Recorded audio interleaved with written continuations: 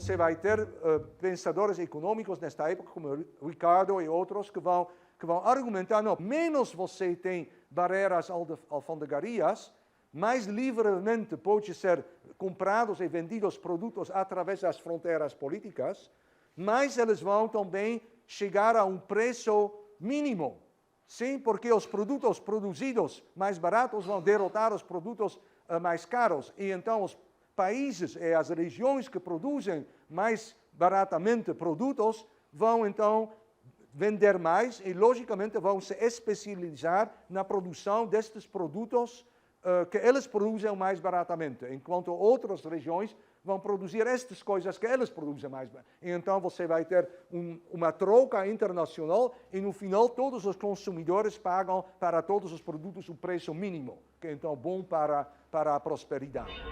Então, isto foi a teoria do livre comércio e não é ilógico que os grandes mercadores e produtores ingleses vão aplaudir esta teoria e então nesta caricatura, neste charge no começo de um século atrás, mais ou menos, então eles fazem a comparação entre the free trade shop and the protection shop.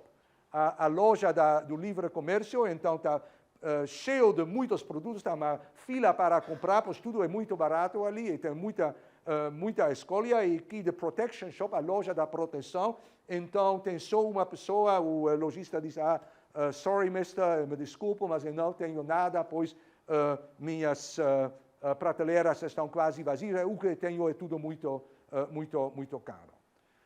Então, a partir desta lógica, os países mais avançados durante o século XIX vão tentar realmente abolir estas barreiras aduaneiras, o que dentro do país já aconteceu, por exemplo, na França, após a Revolução Francesa, na Inglaterra também aconteceu, mas também Inglaterra e França, que ainda durante a época de Napoleão Bonaparte foram arqui-inimigos, vão, no século XIX, se tornar, se não amigos, pelo menos parceiros, e vão assinar acordos de livre comércio. Uma outra coisa que indiretamente também tem a ver, se vocês se lembram de todos estes estadinhos dentro da Alemanha, que são todos estadinhos independentes, e tem os nacionalistas alemães, e eles sonham da unificação numa grande nação alemã, mas no século XIX, antes do estabelecimento do Estado da Alemanha, estes estadinhos já vão assinar entre eles chamado Zollverein, a União Alfandegaria. E então isto vai fortemente integrar as economias destas variadas Alemanhasias e preparar a emergência fantástica da Alemanha como a fábrica do mundo no século XX, durante o auge do poder da Alemanha. E também, tudo isto, por si, também vai produzir uma expansão financeira, pois para fazer se desenvolver todas estas trocas comerciais, então você precisa também de crédito cada vez mais fácil para mobilizar, então você tem também um grande desenvolvimento de bancos e de instituições financeiras nesta época. Ok, e o outro lado, a outra face desta medalha, é então uma também crescente hiato entre prosperidade na Europa e pobreza no que hoje nós chamaríamos o terceiro mundo, mas na época o termo ainda não existia. Pois exatamente, bom, então com isto não quero dizer que os europeus maciçamente foram prósperos, pois esta prosperidade dos europeus é mais algo de pós-segunda guerra, mas em comparação com a Ásia e a África, os europeus foram milionários. Sim, você pode comparar que toda a produção de produtos manufaturados em Ásia e nos países europeus, pela reconstrução de historiadores, meados do século XVIII, mais ou menos foi igual. Se você vai um século depois, em meados do século XIX, quando a Grã-Bretanha já atravessara a sua revolução industrial, e outros países europeus, Bélgica, partes da França, partes da Alemanha, etc., estão em vias de se industrializarem, neste momento a produção industrial da Europa é 18 vezes a produção asiática. Sim? E então isto vai cada vez mais tornar as economias asiáticas e africanas dependentes das economias europeias. E como eu já disse com os tecelões em Bengala, também onde já houve uma forte urbanização, forte desenvolvimento artesanal, etc., pode até conduzir a uma desindustrialização e com isto, bom, felizmente também isto é algo do passado, pelo menos eu espero, mas algumas décadas atrás nós lemos quase cada ano de fomes imensas na Índia que mataram literalmente milhões de pessoas. Sim? Mas, historicamente, a Índia foi um país muito rico.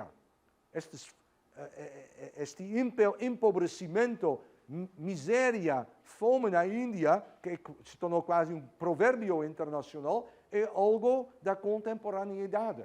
Tem a ver a outra face da industrialização na Europa.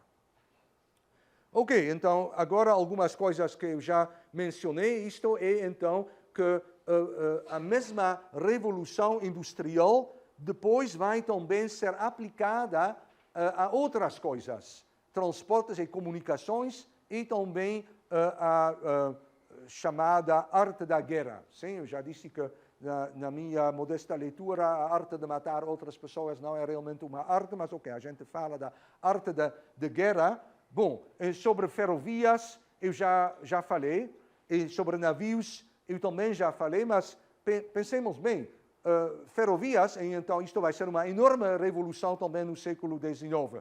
Mega ferrovias, por exemplo, que os europeus não só vão fazer na Inglaterra e depois na Bélgica, etc., mas também vai ter uma ferrovia de Cairo para a cidade de Cabo. Vai ter uma ferrovia de Berlim até Bagdá. Vai ter uma ferrovia de Moscou para Vladivostok, no Oceano Pacífico, Transiberiano, etc., etc. Então, estas foram as autoestradas do século XIX que totalmente revolucionaram a transportação de produtos, a transportação de pessoas, mas, pensemos bem, também a transportação de soldados. Sim? Então, mais e mais com as ferrovias, o que vai decidir a guerra é quem pode mais rapidamente mover massas de soldados de um lugar para outro lugar. Por exemplo, se meu inimigo tem aqui 1000 soldados, mas eu tenho uma ferrovia, eu posso, em algumas horas ou um dia, transportar 10.000 de meus soldados para cercar e depois fazer carne moída dos soldados inimigos. Então, eu vou vencer esta guerra, sim? Então, mais e mais a logística militar vai ser determinativa nas guerras. Mas também, uma vez que os soldados estão nos trens, não vai ser mais possível de frear. Então, também mais e mais as tabelas de quando movem os trens vão determinar guerra e paz na Europa. E, mutatis mutandis, a mesma coisa também vale para encoraçados. Então, também você pode fazer navios de guerra. E quem tem os navios que pode mais facilmente destruir os navios do inimigo também pode ter uma vantagem determinativa nas guerras. E a mesma coisa também com comunicações. Não por acaso que telégrafo é algo também desta época. Na época de Napoleão Bonaparte ainda não existia. Ora, isto não é muito tempo atrás, ok? Para nós é muito tempo, mas na história é 1 minuto ou 2 minutos. É 200 anos atrás. Nem 200 anos, a Batalha de Waterloo, nem é 200 anos atrás.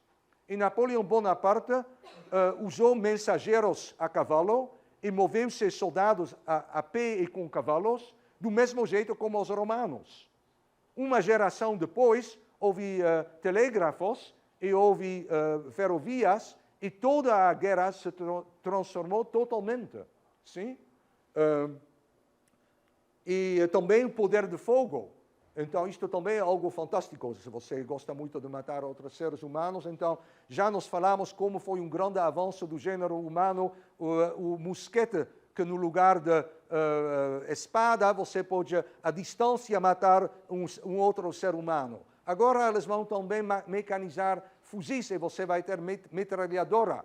E agora você pode, dentro de 1 minuto, mecanicamente matar 100 soldados inimigos, eventualmente também civis, como acontece hoje na Síria, é muito mais rápida, muito mais letal. Então, com isto também, a industrialização, novamente, ciência e tecnologia por si são neutras. Tudo depende do que o ser humano faz com isto. Então, você pode usar pelo bem, pelo mal. E as guerras da contemporaneidade são, consequentemente, também guerras muito, muito mais letais do que as guerras dos cruzados e dos cavaleiros da Idade Média. Próximo. Ok, e com isto, então, vamos ter um hiato de poder cada vez mais impressionante entre as potências europeias e as potências não europeias.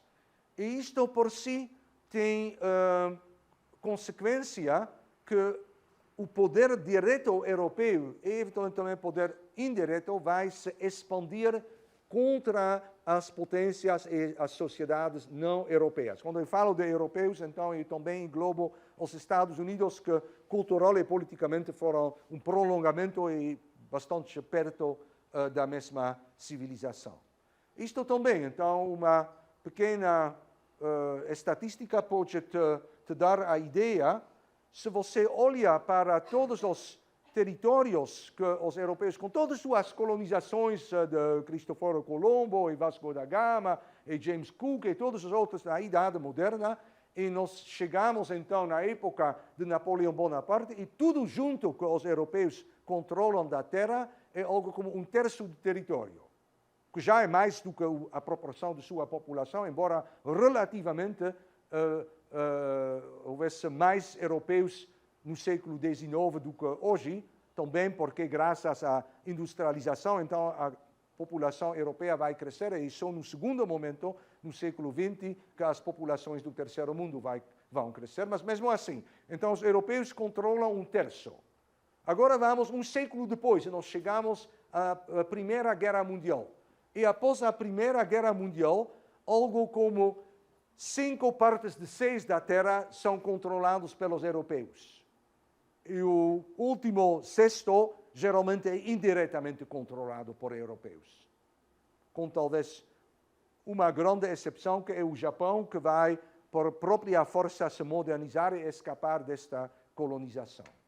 Bom, e isto, então, se desenrola num contexto global que acompanha uma estagnação dos ainda sobreviventes grandes impérios da Ásia. Sim?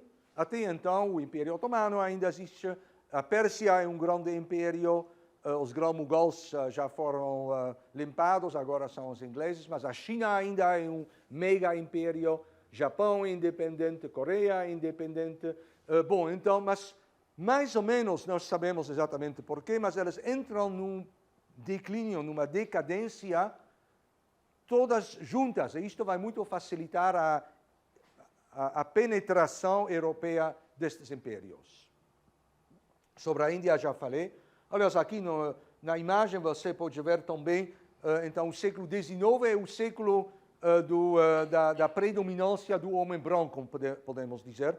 Então, isto é uma fotografia, provavelmente um século atrás, de um administrador holandês nas Molucas. Molucas são ilhazinhas das especiarias, fazem parte da Indonésia. Pode ver que acerca dele tem toda uma parte da população local indonésia, parcialmente também investimentos modernos e parcialmente não, e parcialmente integrados como administradores em nome de e a favor de, no interesse do colonizador holandês. E então o senhor está sentado na cadeira, os outros então estão em pé ao lado dele. E isto simboliza um pouco, e poderíamos também ter trazido fotografias equivalentes da Índia, do Vietnã, de partes das Américas, etc. Mas em geral, então, isto é também interessante, que o século XIX também é um século da descolonização das Américas. Então, na segunda metade do século XIX, vamos ver uma nova onda de colonização, que se chama a onda imperialista da colonização. Isto no final do século XIX. E vai também de forma rapidíssima, e vai colonizar quase toda a África, quase toda a Ásia, toda a Oceania, e isto dentro de só algumas décadas. Então, é uma verdadeira revolução geopolítica. Mas isto acontece quando as mais importantes colônias da primeira onda de colonização, aquela que começara no século XVI, XVII, nas Américas, já obtiveram antes sua independência. Independência que, porém, não necessariamente foi uma independência também econômica, mas esta é uma história que vocês conhecem provavelmente melhor do que eu. Ok, então agora nós chegamos à hegemonia da Grã-Bretanha em particular e nós precisamos então falar por que a Grã-Bretanha, com sua Revolução Industrial, conseguiu se tornar a potência predominante do século XIX. Depois vamos delinear rapidamente quais são as grandes características territoriais e outras desta predominância no século XIX. E depois também vamos falar da muito lenta, muito paulatina implosão deste Império Britânico.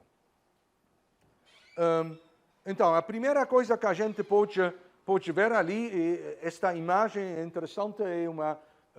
bom, a qualidade da reprodução não é fantástica, mas aqui você pode ver Robert Clive, que foi um dos aventureiros do East India Company, que meados do século XVIII, então, fez vários acordos com marajás locais na Bengala e conseguiu implantar ali a primeira grande colônia da Grã-Bretanha dentro da Índia. Se vocês se lembram, então, a Índia foi riquíssima, teve até na época do século XVII um forte sultanado local, muçulmano, aliás, dos grão-mughals. Século XVIII, este sultanado entra em declínio e o declínio se acompanha com a emergência de províncias que se tornam autônomas, de príncipes hindus que fazem guerras e guerrinhas contra os sultões muçulmanos e também de invasões a partir do Afeganistão. Então, é um grande caos e com muita miséria humana na Índia. E neste quadro caótico que franceses e ingleses estão concorrenciando uns aos outros para quem pode, assim, se tornar o senhor da Índia. E os ingleses, obviamente, vão ganhar esta luta e uma das figuras centrais ali foi Robert Clive, e uma batalha, que aliás foi uma batalha basicamente de indianos aliados à Grã-Bretanha contra indianos anti-ingleses. Foi uma batalha importante, assim, uma virada. Em 57 foi a Batalha de Plassey, perto de Calcutá de hoje. Então, isto se encaixa em algo que a gente já discutiu. Quando nós discutimos o Ancien Regime, a situação na Europa do século XVIII, então eu lembro que, meados deste século, aconteceram um ciclo de grandes guerras que nós chamamos de guerras de coalizão. Sim? Estas guerras aconteceram na Europa entre os exércitos da França e da Prússia, a Áustria, os russos eventualmente também começam a mexer um pouco e outros ainda, mas também se desdobra de uma outra guerra nos mares, particularmente entre ingleses e franceses. E aí, então, as potências coloniais da primeira onda da colonização, vocês se lembram, foram todas potências atlânticas, do litoral atlântico da Europa. Elas foram geopoliticamente melhor colocadas para, então, aproveitar as novas tecnologias marítimas da Idade Moderna, elas que fizeram os primeiros reinos coloniais. Mas também eles tiveram suas desvantagens. E, de certa maneira, as desvantagens dos britânicos foram as menores ou as vantagens delas foram as maiores e eles conseguiram, então, derrotar seus concorrentes. Então, quando Robert Clive derrota o representante do Grão-Mughal em Bengala, no mesmo tempo ele faz um golpe contra os interesses franceses na Índia. Sim? Então, eu já falei, não vamos detalhar mais, mas a França tem duas desvantagens críticas no século XVIII, que, aliás, apesar da Revolução Francesa, não são totalmente superadas depois. Em primeiro lugar, inevitavelmente, precisa dividir sua atenção e recursos entre uma atenção marítima e uma atenção continental, pois está muito mais perto e tem fronteiras terrestres com grandes concorrentes no continente. A Inglaterra está mais segura. Então, tem mais as mãos livres para desenvolver uma grande marinha, etc. Em segundo lugar, isto não é inevitável, a França teve na época uma estrutura sociopolítica muito mais old-fashioned e a Inglaterra foi muito mais eficaz em mobilizar os próprios recursos políticos e nacionais. E desta maneira, então, que a Inglaterra já acumula durante o século XVIII as pré-condições políticas para a sua expansão. Bom, e a Inglaterra, então, tem esta estrutura política mais eficaz, eu não diria que é uma estrutura política fantástica, mas sem dúvida foi a mais moderna da época. Então, tem o parlamento não é democrático, só talvez 3% das pessoas que podem votar para o parlamento, mas é a oligarquia, e esta oligarquia é uma representação do povo inglês muito mais equitável do que o absolutismo, por exemplo, que você tem na França. Em segundo lugar, o Estado inglês também é muito inteligente e vai subsidiar e ajudar ativamente as tentativas dos mercadores para explorar novos territórios, as tentativas para estabelecer pontos de apoio coloniais ou marítimas para os ingleses. E ainda precisamos mencionar este episódio que foram as guerras napoleônicas, começo do século XIX, que foram críticas para a Inglaterra derrotar, acabar com as grandes competições das outras potências europeias. Sim? Uma coisa que eu lembro e foi bem importante foi que a Inglaterra, durante estas guerras coloniais contra Napoleão Bonaparte, ocupou as colônias da Holanda e da França. Da França, lógico, a Holanda foi desde 95 um aliado da França, então foi considerado também como inimigo. E então, de vez, a possessão inglesa colonial se tornou muito mais impressionante do que antes. Ao lado disto também, a Inglaterra teve maior qualidade de navios. Agora, então, depois de apontar algumas condições, alguns traços também desta revolução industrial, agora nós estamos, então, delineando as características da hegemonia inglesa do século XIX. Esta hegemonia, nós discutimos quais foram suas origens já no século XVIII, eu poderia até ir atrás até o século XVII, mas pegamos o século XVIII e agora, então, nós chegamos a esta própria hegemonia. Esta hegemonia, então, se baseia, entre outras coisas, na primazia industrial da Inglaterra. Primazia é um understatement, como se diz em inglês, pois, na realidade, a Grã-Bretanha, no século XIX, pelo menos até terceiro terço do século XIX, até este ponto, foi basicamente o único país industrializado do mundo. Sim? E isto você pode ver se olha para a quantidade de produtos produzidos industrialmente. Então, meados do século XIX, algo como 2/3 destes produtos são produtos ingleses. Isto já aponta o quase monopólio inglês da produção industrial. Então, isto se deve pelo fato que a Inglaterra foi a pioneira, aquela potência que começou com a industrialização, então vai também colher os frutos deste pioneirismo, mas, por outro lado, então, outros países eventualmente podem copiar o jeito. É sempre na história a mesma coisa. Algum país desenvolve um novo recurso, seja um recurso de produção econômico, seja um recurso de tecnologia ou de organização militar ou outras coisas ainda, então se coloca à frente das demais potências graças, aproveitando este novo recurso, mas geralmente são coisas que, após um certo tempo, podem também ser adaptadas por outras potências, então isto vai minar a primazia inicial daquela que pioneiro que iniciara esta inovação. Mas então a Inglaterra vai para uma maior riqueza produzida por estes lucros industriais, é aliás uma riqueza extremamente mal distribuída, pois a maioria da população está ainda numa situação extremamente miserável.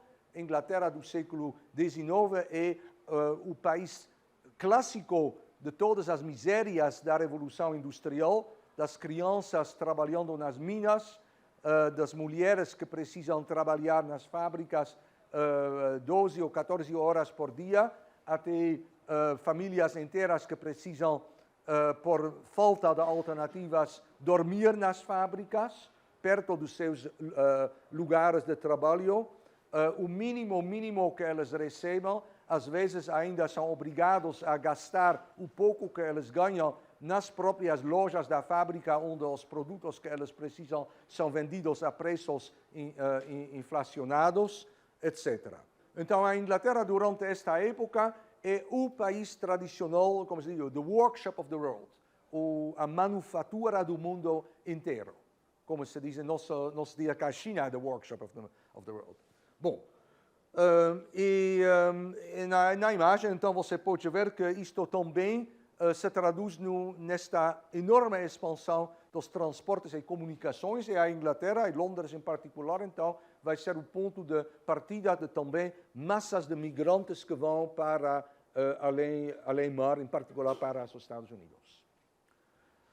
E então, esta época da glória, da hegemonia e do auge da Grã-Bretanha no século XIX, se chama o imperialismo do livre comércio. Eu já te expliquei que a Grã-Bretanha é, então, o campeão do livre comércio, mas o livre comércio também, vocês podem facilmente entender isto, é algo que beneficia aquele que já é industrializado, sim?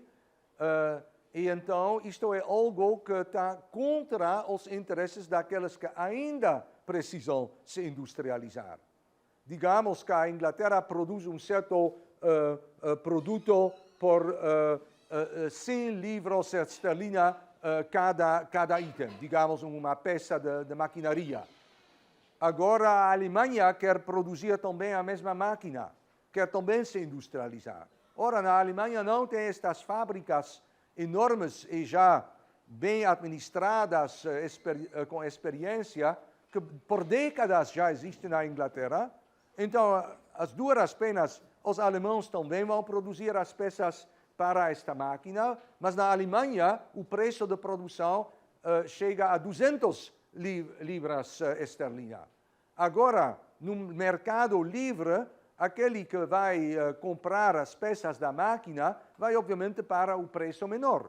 E quer dizer que a Alemanha nunca poderia concorrenciar a fábrica em Inglaterra que produz estas peças, porque seu preço de produção é muito superior àquele que vigora na Inglaterra. Então, qual é a política que o Estado geralmente vai fazer para se industrializar? Ele vai proteger por tarifas, por barreiras alfandegárias e outras maneiras econômicas, vai proteger suas indústrias ainda embriões, digamos, sim? Até elas chegam à maturidade e podem concorrenciar no livre mercado, num sistema de livre comércio. Mas este protecionismo, obviamente, vai contra os interesses dos exportadores ingleses, sim? É por isto que também, em nossos dias, a questão do World Trade Organização de Comércio Internacional, também está com estas negociações sobre protecionismo contra livre comércio e que precisamos também, às vezes o custo é alto, mas precisamos evitar que Estados entrem numa guerra, numa competição de guerras de preços, pois guerras de preços podem eventualmente levar às guerras entre seres humanos. Sim, isto já aconteceu na história e, pelo contrário, isto também foi um dos argumentos fortes que foram usados no século XIX. Mais tem comércio global, mais isto vai tornar o mundo mais pacífico, pois o comércio é bom para as economias o comércio produz mais contatos entre sociedades e as guerras destroem a infraestrutura para as transações comerciais. Então, tem um lógico vínculo entre paz e comércio. De tal maneira que, um pouco antes da Primeira Guerra Mundial, Norman Angell, que foi um pensador inglês, escreveu um famoso e depois ridicularizado livro, se chama A Grande Ilusão, onde ele prevê que nunca mais vai ser uma grande guerra no mundo, pois a rede de contatos comerciais é tão densa que não mais poderia coexistir com uma grande guerra.